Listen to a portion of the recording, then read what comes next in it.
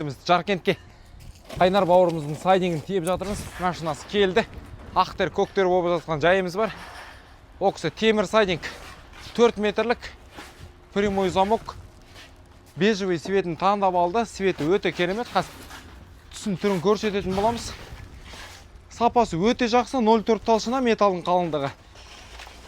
Металдың өзі цинк деген металдан. Оператор жақындатып көрсетіп жіберіңіз мына жерден светін. Өте жақсы. Сондай краскасы кетпейді және татпаспайды достар. Ең бір жақсы жері. Навес, үйдің карнизі, балкон. Қай жерге керек, кез келген жерлерге қаптай берсеңіздер болады.